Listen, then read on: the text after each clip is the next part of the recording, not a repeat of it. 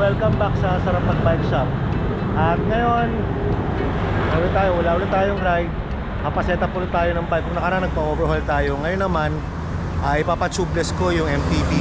Merida MTB na matagal na natin hindi nagamit sa mga long ride. Nagka-problema kasi yung GT gravel bike ko, nawawala yung through axle. So mukhang mahirapan ako maghanap ng kapalit ng through axle. So yun munang Merida gagamitin natin. Pero ayoko pa siyang gamitin na hindi pa naka-tubeless. So yun ang gagawin natin ngayon sa dito sa Sarap Bike Shop. Ipapa-tubeless natin yung bike.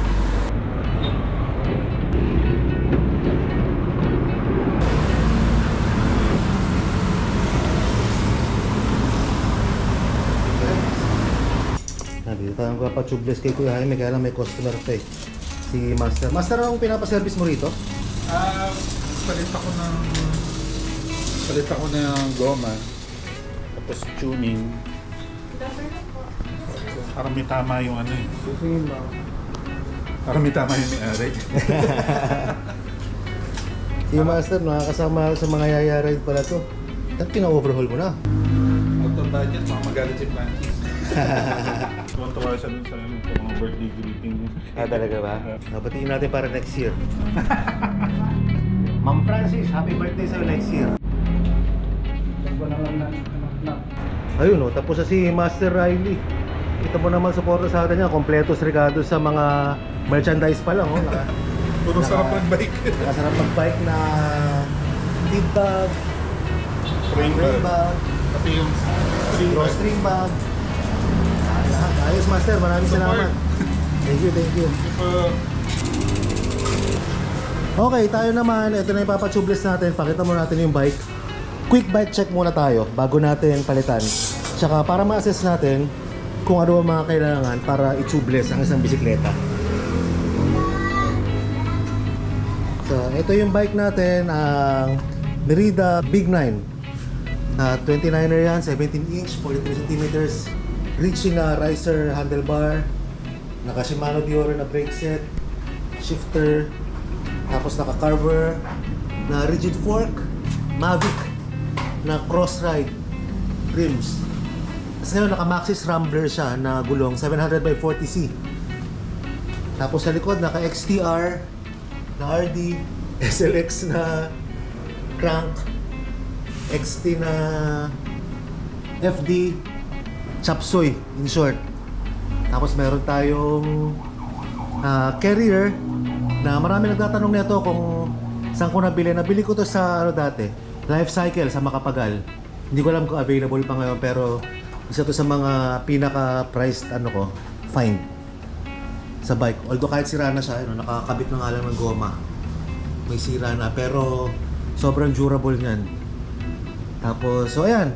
Anong kailangan natin dito, Des, para Ante, unang-una, pwede ba natin siya i-tubeless? Pwede po, kasi tubeless ready na po yung Mavic na rims. So bale, papalitan lang po natin siya ng tires. Meron tayong Maxxis Ravager 700/40C. Tapos meron tayong Speed 1 na tubeless valve. Tapos gagamitan natin siya ng Submit na tubeless rim tape. So dalawa para mas matibay. Kuya. Tapos, speed 1 sealant. Pwede naman tong isa lang, pero dahil gusto natin na mas matibay, dalawa na ikakabit natin. Tag-isang gulong. Magkano ang pa-tubeless natin? 150 pesos po ang service. Per tire. Per tire. Yes po. Tapos, normally, mga gaano katagal inaabot ng pagpapa-tubeless? Usually po, less than an hour. Tapos na po siya. Okay, so ang gagawin dito, tanggal gulong. Lalagyan lang po ng rim tape, tubeless rim tape. Tapos lalagyan po ng valve. Kakabit po yung tires para lumapat na siya sa rim. Tapos kaya po atin lalagyan ng sealant. Tama ba, Kuya Jaime? Tama mo. Ay, sir. Tama si ma'am. Na etong pagpapa-tubeless, dati hindi ako dati mas gusto kong may tube kaysa sa tubeless. Kasi sa mga long ride, iniisip ko pagka halimbawa nawakwak yung gulong mo, mahirap pag naka-tubeless ka kasi unang-una madumi, makalat yung sealant sa loob. Tapos pangalawa, ayun nga, pag nawakwak tapos naging komportable ka, eh baka wala kang dalang interior, mahirap na. Pero since nung nagpalit ako since nag-tubeless ako sa gravel bike, ever since, hindi pa naman ako na wakwakan. So ngayon, mas komportable na ako na naka-tubeless. Kasi biruin mo yung gravel bike ko, ang dami ng long ride na nagawa nun. Minsan nakakalimutan ko pa magdala ng tube, pero hindi naman pumapalya. So ngayon mas safe ang pakiramdam ko kapag ka naka-tubeless.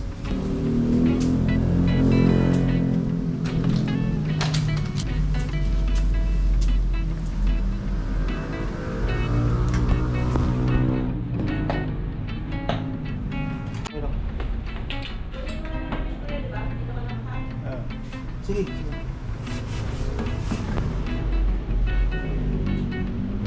Ayun na, so tinanggal na yung lumang gulong. Asan yung lumang gulong?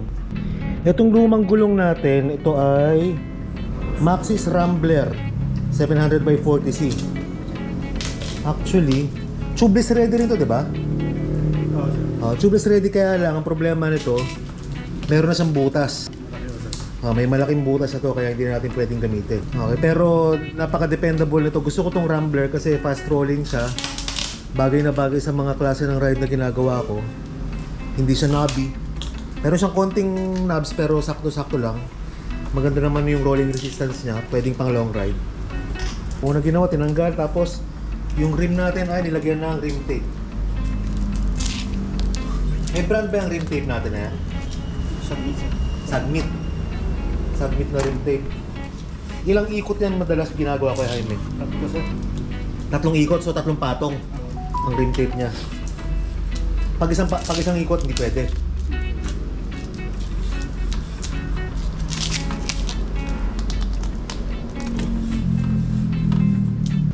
Ito rin ginagamit ko sa mga ito mas matibay ito. Para kahit malakas yung hangin.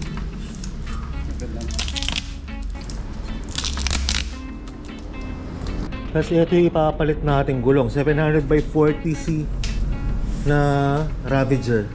First time ko magagamit nito, parang hindi ko maalala.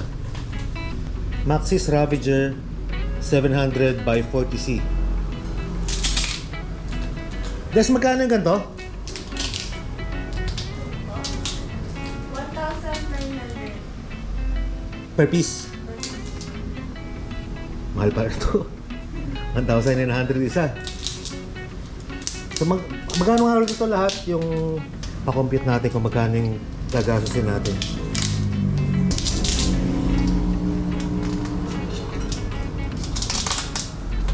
$1,900 yung gulong, rim tape 250 isa.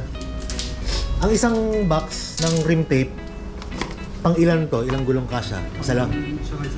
Isa lang, so dalawa rin ito.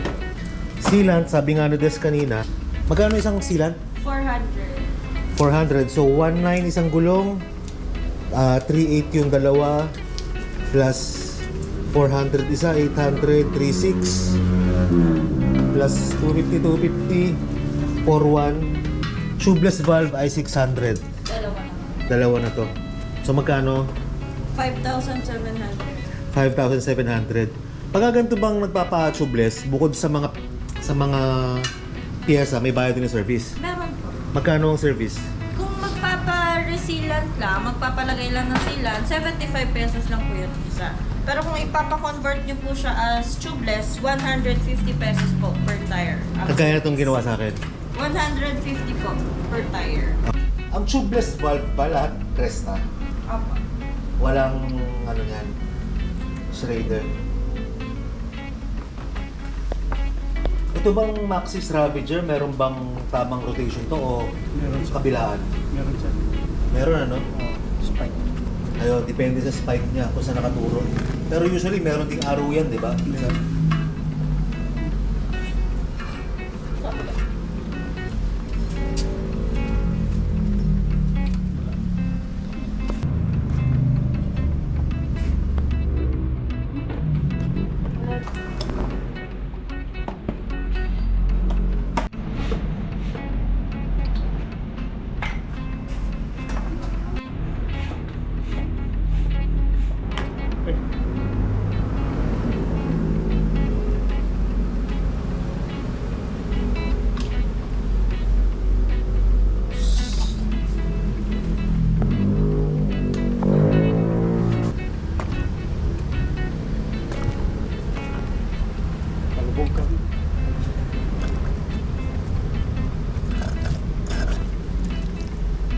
Sakto yan, isang bote, ubusin mo dyan sa ano. Para may pundo.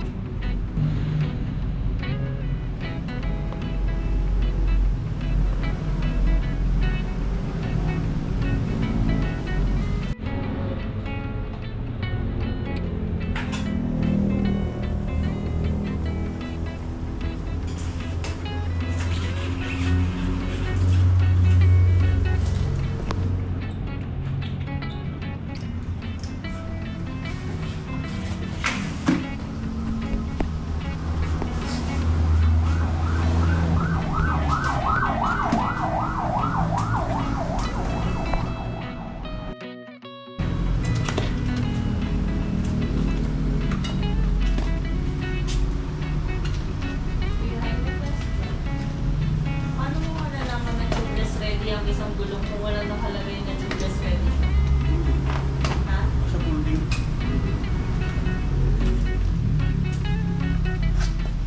Sa pulding yung gulong.